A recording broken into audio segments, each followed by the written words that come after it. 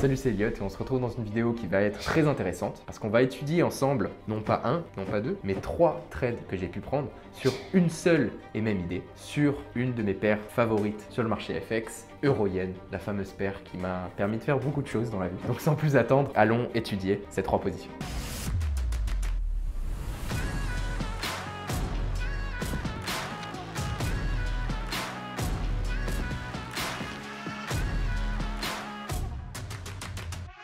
Alors avant d'aller étudier la première exécution, il faut recontextualiser. Il faut savoir que des positions d'achat sur Euro-Yen, c'est quelque chose que je regarde depuis fin mars. Donc la première exécution que j'ai pu avoir, tu verras ça, mais elle a été faite le 2 avril. Ça, c'était la date du premier trade. Mais ça fait depuis à peu près le 25-26 mars que le setup, la situation d'Euro-Yen achat m'intéresse. Donc déjà, c'est pour te montrer que plusieurs jours sont passés sans aucune exécution de ma part. Donc pour moi, avoir une paire en watchlist ne veut absolument pas dire que je vais exécuter des positions. Mais ça veut tout simplement dire que j'ai quelque chose que j'attends et je reste patient. Donc ça, c'est le contexte. Maintenant, plongeons le 2 avril 2024. Alors ici, on a le setup sur Euro-Yen que je regardais. Et donc, comme tu peux voir, à partir des dessins que j'ai ici, c'est le moment où je commençais à m'intéresser à des achats sur Euro-Yen. Mais tu peux voir que pendant toute cette période-là, où on a continué cette tendance baissière, plutôt cette correction, si on le regarde sur un time frame un peu plus long, j'ai pas eu d'exécution d'achat,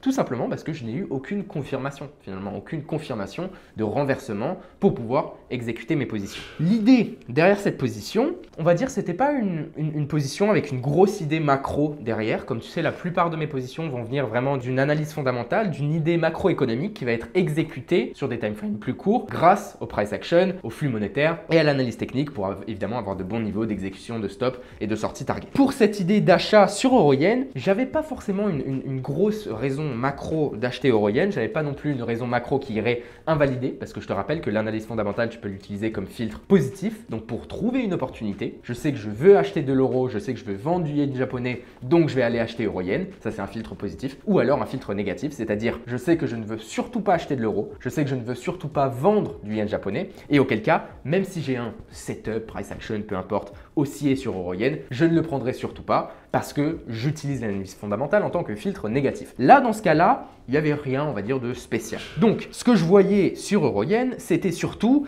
une tendance haussière bien en place, avec un price action très haussier et une pression de vente très importante sur le yen japonais. Donc, ce que tu peux voir juste ici, c'est donc une formule, comme tu peux voir juste là.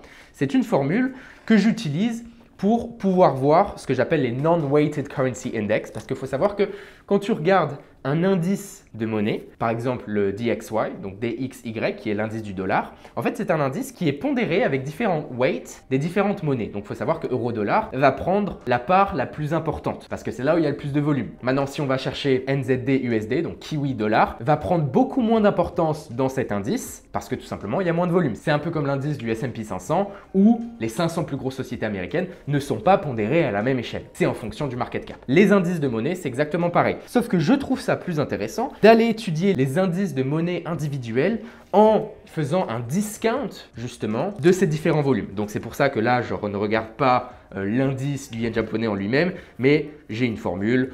Bref, donc ce que tu vois là, c'est l'indice du yen japonais sans le weighting des différents volumes des différentes paires de monnaie avec le yen japonais. Et donc, qu'est-ce qu'on peut voir? On peut voir évidemment depuis début 2024 une baisse flagrante du yen japonais qui évidemment est exacerbée par le fait que le yen japonais et la BOJ, la Banque centrale du Japon, sont restés avec des taux d'intérêt négatifs jusqu'à la dernière réunion de Bank of Japan. Ils viennent maintenant de passer en positif, donc ont passé leur taux de moins 0,1% à plus 0,1%. Mais même cette hausse de taux d'intérêt, donc on va dire que Bank of Japan est une des seules économies à rester hawkish, d'accord, donc à vouloir rehausser les taux, donc ralentir l'économie. Même avec ça, le yen japonais continue de se péter la gueule parce que la différence est juste trop grande. Je te rappelle que si au Japon, on a des taux d'intérêt qui sont à 0,1% en comparaison, aux États-Unis, ils sont quand même à 5,5%. Donc la BOJ a beau être hawkish, sur des longues périodes de temps, être acheteur yen japonais et vendeur, que ce soit dollar, dollar australien, dollar néo-zélandais, euro, dollar canadien, peu importe la monnaie, en termes de swap, donc le crédit ou débit que tu as tous les soirs sur ton compte en tenant cette position avec le différentiel de taux d'intérêt, je t'invite à aller checker cette vidéo si tu comprends rien à ce que je suis en train de te raconter, je te l'explique dans cette vidéo, bah ça va te coûter très cher de tenir des achats des yens japonais. Donc ça explique pourquoi on a cette tendance complètement baissière qui donc évidemment avec un effet de contrebalance cause une tendance haussière sur euro-yen. Ce qu'on a pu voir pendant mars, c'est cette impulsion sur euro-yen. Fin mars, un début de correction et donc là, comme je te dis, je commence à m'intéresser à l'achat. Maintenant, quel setup j'ai à ce moment? C'est textbook, rien de compliqué. On a un falling wedge avec justement cette correction qui vient ici. Qu'est-ce que j'attends? J'attends premièrement un break où je vais pouvoir exécuter mes premières positions si j'ai un bon risk to reward. Donc c'est-à-dire que si j'ai mes entrées qui sont là et que j'ai mes stops qui sont derrière et mon target qui est là, alors l'idée est bien, le trade est bon.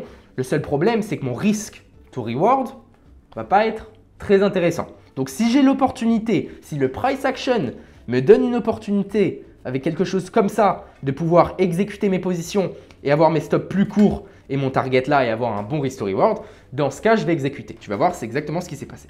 Alors, donc ça, au passage, on était le 2 avril. Tu peux voir, il y a toutes les dates ici. Et tous ces screenshots, je ne les sors pas de mon chapeau. Je les sors du Data Analyst Pro Service où j'envoie toutes mes recherches, mes idées, les positions un petit peu que je prends. Bref, le lendemain, 3 avril, tu peux voir, donc j'ai eu mes positions qui étaient exécutées. Pourquoi? Parce qu'on a bien vu ce mouvement, puis un retour qui est exactement ce que je te disais, ce qui m'aurait permis d'avoir un stop un peu plus court et donc un meilleur risk to reward, puis suivi d'un break. Donc à ce break, j'ai pu exécuter mes positions, mais cependant, je n'ai pas exécuté une position complète. Parce que premièrement, comme je t'ai dit, niveau macro, j'avais pas non plus 50 000 raisons d'acheter euro-yen, ça c'est la première chose. Et deuxième chose, c'est que tu vois que ces niveaux-là, qui étaient les précédents highs, n'ont pas été encore taken out. Donc c'est-à-dire, à ce moment-là, on est toujours sous ce niveau-là. Donc moi, mon idée, c'était que le prix allait break, puis revenir plus ou moins sur une correction où j'allais pouvoir add-in les 50% restants et puis continuer ma position. Ça, c'était l'idée. Donc à ce moment-là, je suis rentré à 0,5. Ce qu'on a vu par la suite, c'est absolument aucune correction.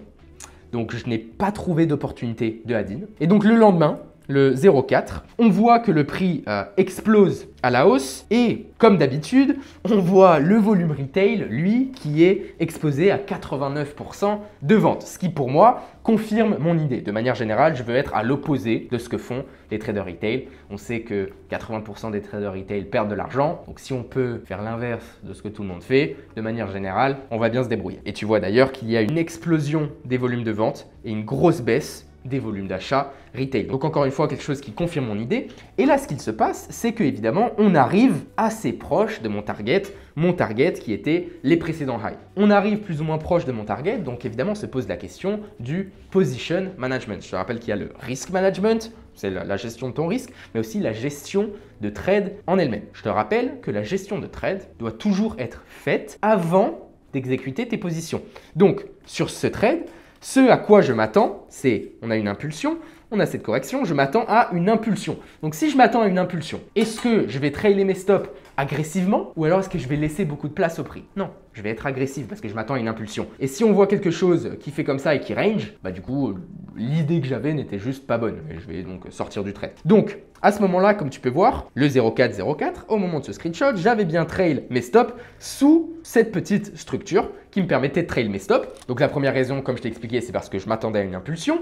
Et la deuxième raison, surtout, pareil, je te l'explique dans cette vidéo, qui est quelque chose que j'ai pu apprendre en fonds d'investissement où je m'étais fait allumer parce que c'est quelque chose que je n'avais pas appliqué, c'est que ton risk to reward doit toujours être positif, même quand ton trade est en cours. Dans cette situation, il y aurait des traders qui mettraient leur stop à break-even par exemple, mais tu comprends que c'est fou ce que tu es en train de faire. C'est-à-dire que tu es en train de risquer littéralement tout ça de risque pour potentiellement gagner ça. Mais qui fait ça? C'est bête. Tu vois ce que je veux dire? Et c'est exactement ce que je t'explique dans la vidéo que je te disais. Mais donc pour moi, je suis obligé d'avoir un risk to reward qui est à minimum 1 pour 1. Donc je suis obligé de trailer mes stops juste ici, le prix est là, mon target est là, je garde un risk to reward qui est positif, ça fait sens. Et si parfois je suis en incapacité de trailer mes stops, de manager mon risque pour avoir un risk to reward positif, eh bien tu sais quoi? Je clôture ma position ou j'enlève des profits, j'enlève du volume parce que je ne peux pas la manager. Donc ça c'était le 0,404, puis le 0,504, catastrophe, le prix reverse complètement, grosse chute. Comme tu peux voir, ça c'est pas une chute de price action normale, il s'est passé quelque chose, mais mes trail stops ont été exécutés. J'ai donc eu mes positions qui ont été stoppées, mais en profit, avec un profit de 1,33 R, donc fois 1,33 fois mon risque. Donc évidemment, mon risk to reward était bien plus important, mais je te rappelle que je n'avais exécuté que 50% de mon risque habituel et je n'ai pas réussi à add-in de nouveau. Je n'ai pas eu l'opportunité. Quand on était là, je n'avais pas de moment de add-in. Ici, je n'avais pas de moment de add-in, donc c'était un demi-risque. Maintenant, la raison de cette chute agressive sur Orion a été causée par une nouvelle géopolitique par rapport au conflit israélo-palestinien. Je t'avais déjà mis un update ici le 05 avril. Pour ceux qui se demandent d'où vient ce mouvement risk-off, risk-off quand les personnes veulent enlever du risque, donc ont tendance à mettre de l'argent dans les safe haven assets, comme le yen japonais, ce qui fait augmenter le yen japonais, donc baisser euro-yen, qui avait aussi fait baisser S&P 500. Et donc j'explique, la journée a complètement basculé lorsque les marchés ont commencé à s'inquiéter des représailles de l'Iran contre Israël en tant que nouvelle géopolitique. En vrai, il n'y a pas eu de véritable catalyseur derrière ces craintes, hormis quelques rapports random de la télévision libanaise et de la presse britannique, un peu bas de gamme. Malgré cela, le marché a commencé à craindre une riposte de l'Iran après l'attaque israélienne contre son ambassade en Syrie et les equities, donc le S&P 500, le Dow Jones par exemple, ont chuté avec un mouvement risk-off. Donc là, je t'explique un petit peu la raison géopolitique derrière cette chute, mais surtout, je t'explique que en vrai, il n'y a pas eu de véritable catalyseur derrière ces craintes. Il n'y a pas eu une dinguerie et le marché réagit. C'est la télévision libanaise a dit des trucs, des journaux de presse britanniques un peu bas de gamme ont dit des trucs, tout le monde s'inquiète un peu, ça fait une volatilité court terme, mais il faut toujours comprendre qu'il y a des mouvements court terme et des mouvements plus long terme. Donc ce mouvement court terme de petite panique, why not? Compréhensible. Maintenant, est-ce que ça voudrait dire que ça fait complètement renverser euro-yen? Bah, de ce que j'en sais, non. Donc, à ce moment-là, tu peux voir que mon idée globale, c'était que le prix atteigne ici. J'ai été stoppé là, j'ai eu mon profit, j'aurais pu m'arrêter là, ce que vont faire beaucoup de traders. Donc dans ce cas-là, je suis sorti de ma position, j'aurais très bien... Au passage les gars, des fois on me dit tes chemises elles sont trop ouvertes. C'est que le micro, il tire. Voilà, la raison. Bref, soyons plus sérieux. Donc j'aurais pu m'arrêter là, passer à autre chose, chercher une nouvelle idée. Mais comme je te dis, pour moi, en fait, l'idée globale de mon trade, elle est toujours là. C'est juste qu'on a eu une petite dinguerie géopolitique qui fait que ça m'a sorti, parce que j'avais des trail stops qui étaient agressifs. Mais sinon, là, on est juste à des meilleurs prix, quoi. On est là où j'aurais bien aimé add-in, en fait, la situation principale que je cherchais. Donc cela nous amène à ma deuxième exécution, qui cette fois-ci a été bien plus rentable. Tu vas voir. Donc, encore une fois, ici, on est le 0504, donc littéralement le même jour où je t'ai montré le trade qui a été stoppé, même si à Panama, c'était pendant la nuit, donc je n'ai pas vu en live le trade se faire stopper. Euro-yen, là, je suis revenu. Alors en passage, je t'ai pas parlé des time frames que je regardais avant, mais j'étais sur du 4 heures et du 1 heure. Donc ici, j'ai pris un petit peu de recul, j'ai dû retourner sur du 4 heures ou sur du 8 heures, je ne sais plus, pour regarder la situation. Et donc, qu'est-ce qu'on voit? Premièrement, on voit cette grosse zone de résistance, d'accord, qui a été break, et on revient plus ou moins sur cette zone. Maintenant, si on prend cette impulsion et qu'on la fib, d'accord, donc on regarde les fibos de retracement de cette impulsion, qui sont juste ici, on voit que le prix a rebondi parfaitement sur les 61,8. Donc encore une fois, moi là, ça me montre qu'il n'y a rien d'alarmant et que cette hausse à laquelle je m'attendais sur euro-yen devrait toujours avoir lieu. Okay, donc on a eu cette impulsion. Donc moi là, ce qui m'intéresserait, ce serait une correction pour pouvoir aller continuer la hausse. Donc ce que je vais faire, c'est aller sur un time frame plus court ici. Et donc comme tu peux voir, en effet, on rebondit bien sur les 61,8. On rebondit, on part à la hausse. On arrive à break les précédents highs. Je t'invite à aller checker cette vidéo où je t'explique tout sur les price action en trading et que tu comprennes vraiment les flux monétaires qu'il y a sur une monnaie. Les vendeurs qui ont poussé le prix sur ces niveaux-là, niveaux qui sont les 164,50 plus ou moins, les vendeurs qui étaient ici, en fait, si on regarde, ils ne sont pas venus. Donc en fait, les gens, à ce moment-là, ils trouvaient que c'était trop cher, donc ils ont poussé le prix à la vente. À ce moment-là, pour eux, c'était pas trop cher. Donc ils ont commencé à vendre un peu plus haut. Donc ça nous montre vraiment qu'il y a plus d'acheteurs que de vendeurs sur ce marché. À la suite de ça, on commence à voir notre correction. J'ai fibé. Et tout simplement sur les 50% FIBO, donc là tu peux voir que c'était le 5 avril, au moment de ce screenshot, c'est le moment où j'ai exécuté ma position. Et encore une fois, comme je te dis, tout est partagé en live à chaque fois dans le Data Analyst Pro Service. J'ai pu exécuter ma position sur les 50%, avoir mon stop derrière les précédents lows et aller target mon target initial. En plus de ça, on avait toujours 71% des traders retail qui étaient en vente. Donc même ce gros flush, les traders retail sont toujours en majorité de vente, ce qui, comme tu sais, je veux être à l'opposé de ce qu'ils font. Et maintenant, en plus de ça, j'ai un vocal qui date du 5 avril où j'expliquais un petit peu plus la situation de cette position. Je te fais écouter ça. Personnellement, exécuter des achats euro-yen. Ah oui, parce que, contextualiser, à ce moment-là, le 0,5 avril, on était vendredi. De manière générale, on va dire que je suis pas fan d'exécuter des positions le vendredi. Et aussi pour contextualiser, au moment des premières positions d'achat sur Euro-Yen, j'avais aussi des positions d'achat sur le S&P 500 où j'étais haussier et les positions se sont très bien passées. Et assez similaire à Euro-Yen, le S&P s'est pété la gueule, j'ai eu mes trail stops qui ont été exécutés, j'ai pu sortir en profit sur le S&P 500. À la suite de cette chute, j'étais intéressé de racheter Euro-Yen, mais j'étais aussi intéressé de racheter le S&P 500. Donc ça, c'est juste pour le contexte de d'autres positions dont je ne te parle pas dans cette vidéo, mais dont je parle dans ce vocal juste pour que tu comprennes. Personnellement, exécuter des achats euro-yen ce vendredi, donc juste avant le week-end pour la semaine prochaine, ça ne me dérange pas trop. Mais exécuter des achats euro-yen plus exécuter des achats S&P, là ça me dérange un petit peu parce que donc évidemment on a un risque over week-end, un risque géopolitique over week-end quand les marchés sont fermés, donc potentiel gap lundi. Donc le prendre sur une seule position c'est une chose, l'avoir sur deux positions c'en est une autre. Et deuxièmement aussi, je te rappelle la sortie du CPI semaine prochaine qui devrait impacter le S&P bien plus que ce qui ne devrait impacter euro-yen. Donc voilà. Alors, ce que je t'explique là, c'est que malgré le fait qu'on soit vendredi, l'achat euro-yen pour moi, il était trop beau. Il était trop beau pour ignorer. Donc, je voulais quand même exécuter euro-yen, mais pas exécuter S&P parce que sinon, ça m'aurait fait deux positions risk-on. Il y a toujours ce petit risque géopolitique. Alors, comme je t'ai dit, pour moi, à ce moment-là, c'était des rumeurs. Donc, c'est la raison pour laquelle je rachète. Mais on passe en week-end. Si une dinguerie se passe pendant le week-end, le lundi, marché va gap. Et ça, encore une fois, c'est des choses que les traders, voilà, s'ils ont un capital de 1000 balles, ils vont dire ah, c'est pas très grave. Dans ma situation, avec plusieurs millions d'assets under management, c'est grave.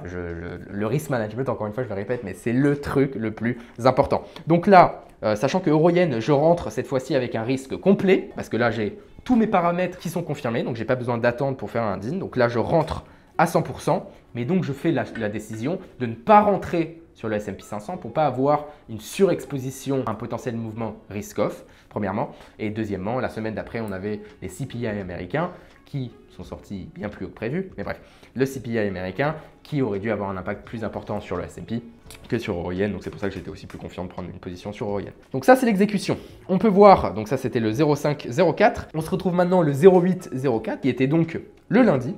Et qu'est-ce qui s'est passé? Tu peux voir que le prix a bien chuté. Alors au passage, je ne t'ai pas dit, mais la position que j'ai exécutée ici, je n'ai pas attendu pendant 1000 ans que le prix vienne sur les 50%. Évidemment, j'avais un buy limit qui a été exécuté quand j'étais même pas devant l'ordi. Tu peux voir que le prix a chuté, a dépassé mon buy limit, mais c'est pas grave, d'accord, c'est pas grave. Donc j'ai eu un petit drawdown pendant un petit moment, puis le prix est reparti à la hausse.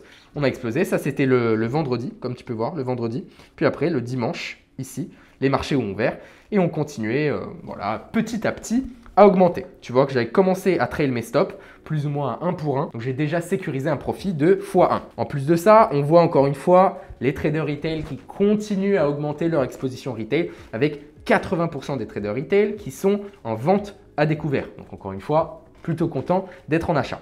La position se passe très bien, on passe au lendemain et là il y a quelque chose d'intéressant à te montrer. Comme tu peux voir ici, j'ai décidé à ces niveaux-là, donc au 164 900, de retirer 33% de ma position. Alors pourquoi? Il y avait deux réelles raisons. La première, c'est qu'on a cette dernière résistance qui était, je te rappelle, le prix où on a commencé à chuter avec la nouvelle de l'Iran, etc. Donc on a cette résistance qui est juste ici, le prix revient, j'ai pas mal de profits sur la table, je te rappelle que j'ai un risque complet, mais bon, mon target il est quand même là. Il n'est pas là. Donc, ça seul ne me ferait pas retirer des profits. Ce qui m'a fait retirer des profits, c'est exactement la situation que je t'expliquais juste avant. Donc, c'est-à-dire la gestion de trade où parfois, si on ne peut pas manager notre trade, il vaut mieux sortir du volume. Et là, c'est exactement ça. C'est-à-dire qu'on était sur cette résistance, on la break, ok, et on vient plus ou moins, on est plat. Mais à ce moment-là précis, je me retrouvais dans une situation où je ne savais pas vraiment où mettre mon stop. Et je suis pas très loin de mon target, mais mon stop, si je le mets ici, bon je suis trop loin. Ça veut dire que je risque tout ça pour seulement gagner ça, ça vaut pas le coup. Donc, il faut que mon stop soit plus court. Donc, est-ce que je le mets là? Il n'y a pas grand sens. Donc, je préfère retirer un petit peu de profit. Je retire un petit peu de profit. Par la suite, le prix continue et là, on arrive à break ces highs à ce moment-là, ce qui me permet finalement de trailer mes stops derrière ce low. Passons maintenant au lendemain, donc le 10 avril. D'ailleurs, c'est toujours une fois par jour parce que c'est le moment où j'envoie un petit peu tout le update de ce que je fais dans mon coin. Donc, le 10-04, comme toujours. Tu peux voir que donc j'ai eu mon exécution de sortie de 33% qui était là. Le prix a continué à la hausse. On est arrivé proche de mon target et tu vois, à ce moment-là, c'était pendant la nuit si je ne dis pas de bêtises. Sinon, j'aurais trail mes stops, quelque chose par ici, mais je ne l'ai pas fait parce que c'était pendant la nuit. Donc mes stops étaient toujours trailed derrière les lows. Et à ce moment-là, on a de nouveau eu une petite annonce géopolitique qui est venue un petit peu secouer les marchés et qui a donc fait chuter euro-yen à nouveau et qui m'a donc sorti les 0,67 qui étaient restants avec donc une clôture totale qui était juste ici qui correspond à 164,87. Mais donc je termine cette deuxième position sur euro-yen cette fois-ci avec un profit total de plus 3,6 R, donc fois 3,6 mon risque. Je te rappelle, si j'ai un risque qui est à 1000 euros, je sors avec 3600 euros sur cette position unique. Et je te rappelle que celle de juste d'avant, j'avais pris fois 1,33. Donc avec un risque de 1000, je sors avec 1333. Donc là, tu te dis, c'est bon, j'ai vraiment bien profité de cette idée. J'ai pu prendre deux positions sur l'idée et avoir un meilleur history reward, faire encore plus d'argent sur une seule et une même idée. Mais je ne me suis pas arrêté là.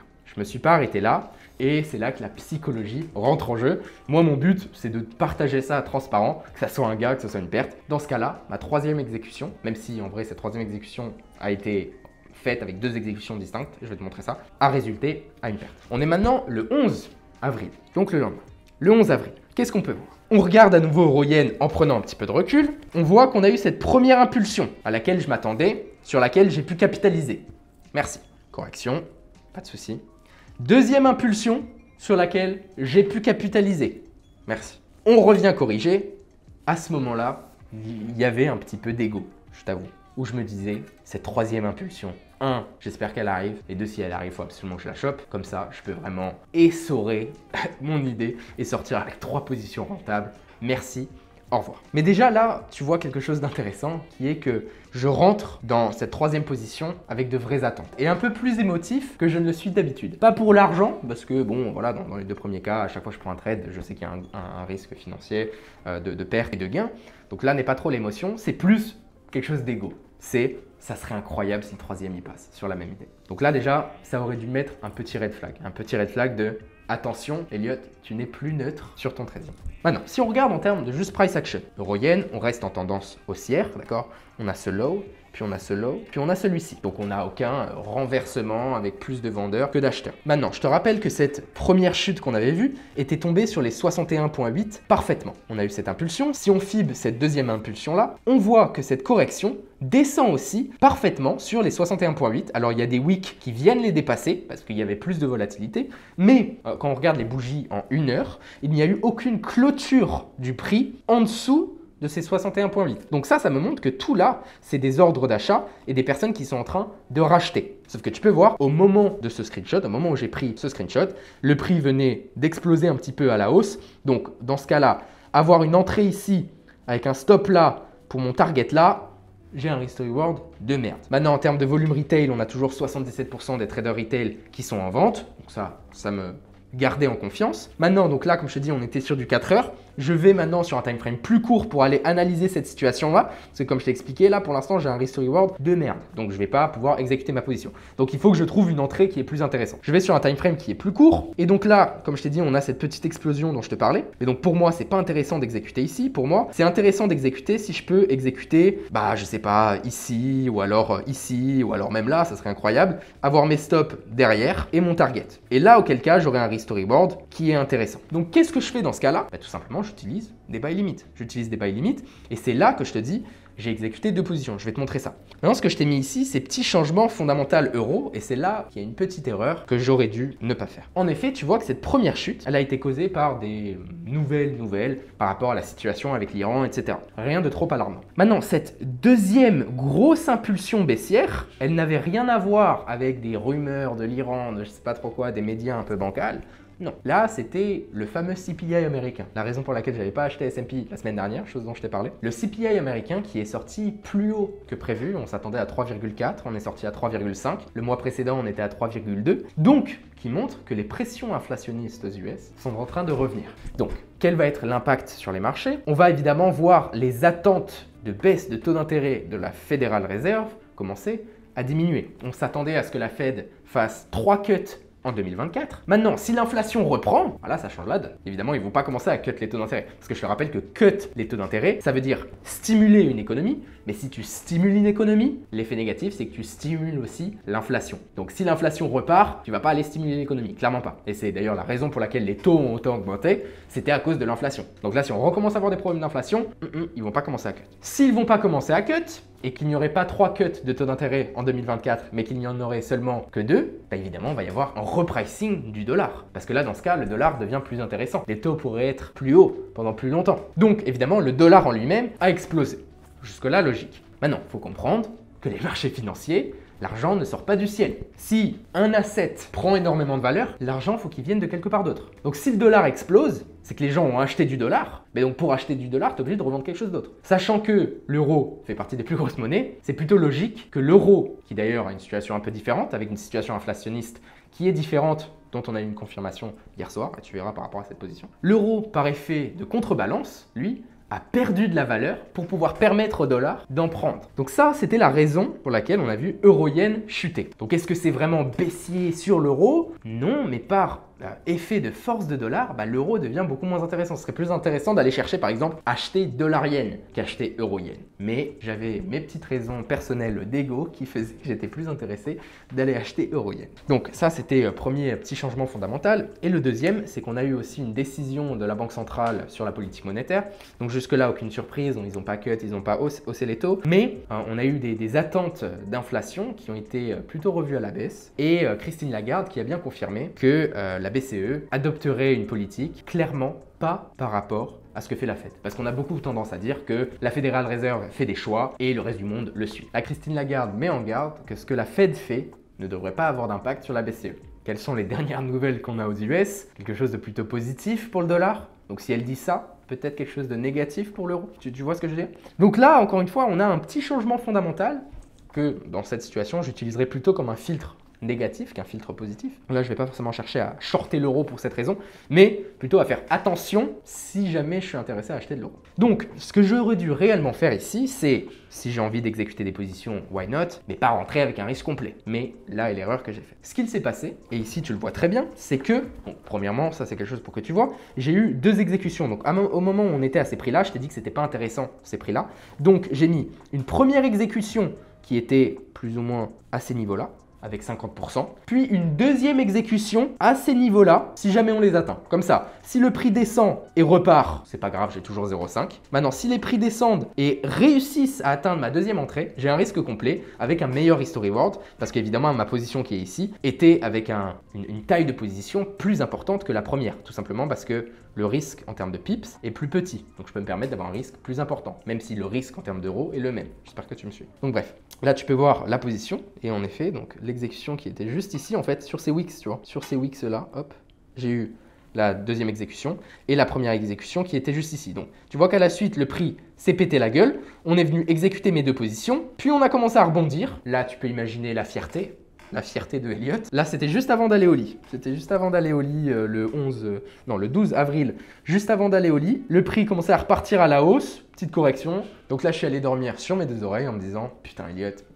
t'es quand même trop fort. » Et là, comme le marché le fait toujours, et en quelque sorte, je remercie le marché d'être comme ça, le marché m'a remis à ma place. Je me suis réveillé le matin, tout content, je check mes affaires et je vois que euro-yen s'est pété la gueule complètement et que cette fois-ci, c'était le trade de trop, le trade où j'ai perdu un risque complet.